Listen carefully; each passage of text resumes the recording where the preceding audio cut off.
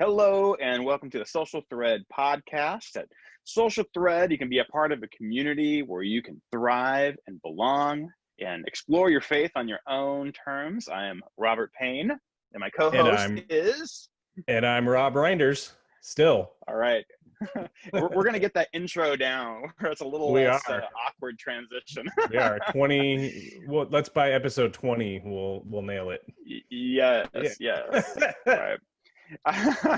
Well, hey, our novice podcasting skills aside, we do believe that the message that we have is worthy of podcasting, and so this conversation today, I think, is going to be fantastic.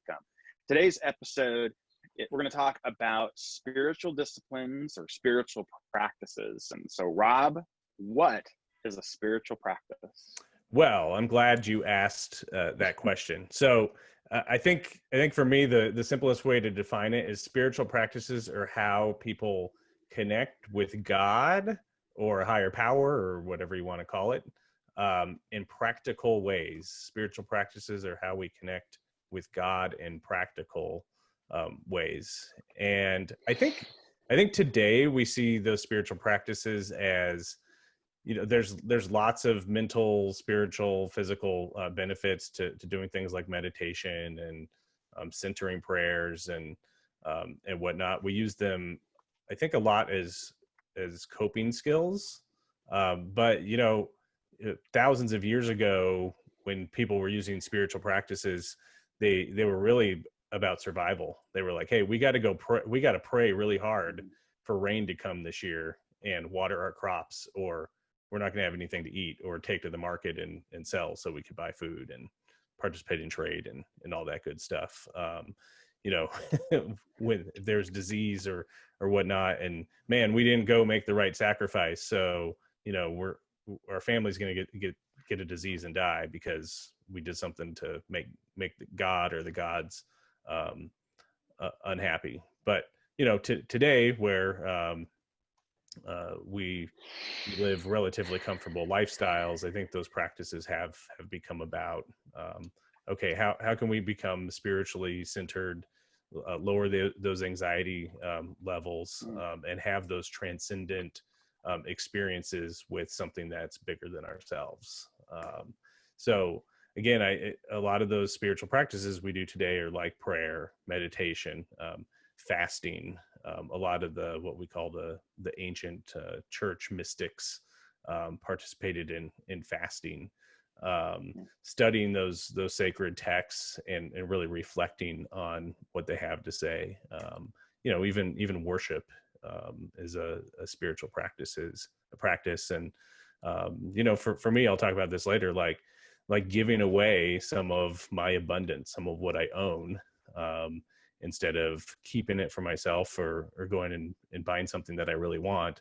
Giving away some of my resources to help somebody else is a spiritual practice for me. So there's a wide variety of them, and I can share a little bit more later. But Robert, I know you have some really awesome spiritual practices, and that's something that's been a focus in your life, especially these last couple of years. Sure. So you want to share just practically, sure, like how spiritual practices work in your life? Yeah, sure. So, you mentioned you mentioned kind of the hurdle of taking the idea of meditation and centering prayer from coping skills to kind of inner awareness. And so for me, over the last several years, making that transition from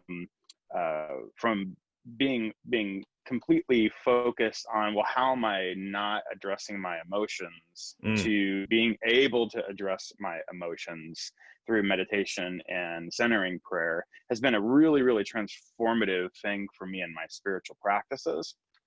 And so it's also made me aware too of understanding, for me as a worship pastor, somebody who does music and uses that as a spiritual practice, to help sort of bridge the gap. Like if I'm not singing, if don't have a guitar, how am I bridging things throughout the whole week? And so meditation was really one of those things that helped me sort of pull the threads together throughout the week.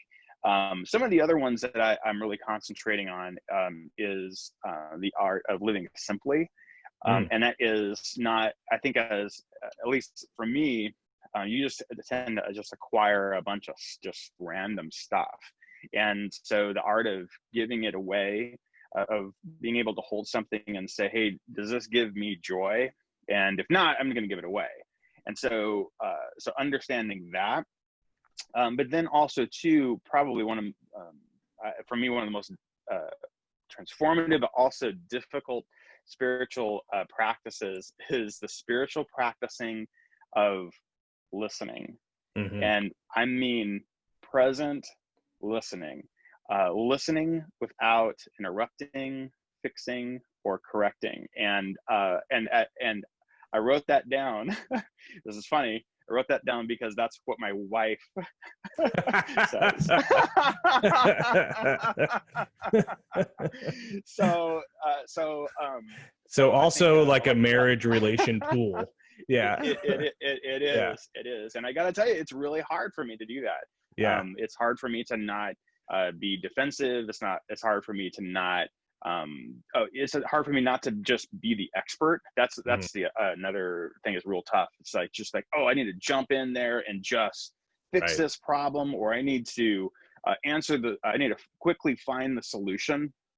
And again, that's just kind of how I'm wired. But for me to be able to stop and just to listen and without any expectation or judgment, that really is difficult for me. And so that's a spiritual practice I know that I really, really, really work on. And it's not just the idea of listening, but it's the idea of being able to fully connect with the other person and what they're saying, what's their intention, what's their, what are they truly meaning? And for me to be able to find that creates a true sense of connection. And that's something that I'm working on. And that sense of connection, that's really where I'm trying to find, okay, how is God working? How am I open in this type of connection? So yeah. Kind of like, getting yourself out of the way so you can let that transformation or let God in. Yep. Right. Right. Yeah, that's great. And that's definitely like one of the challenges I'm always reflecting on for myself is I'm usually listening to fix things, and not because I want to be right, but because I want to be helpful. Like I want to lessen somebody else's pain or whatever, and I want to do that so badly. And sometimes in just trying to listen to fix, I don't truly connect with what's happening. Again, I'm letting myself try to step in versus letting God step in, letting the person, sometimes all they need to do is talk something out or share about a problem, and they're not looking for a solution. So that's great. I love that as a practice.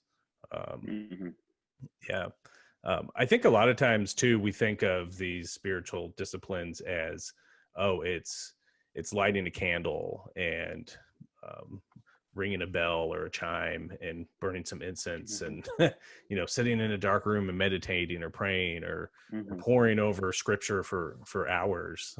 But what I love about you sharing about your practice is it's not limited to what we might see in a movie or reading a book. We all make spiritual connection differently.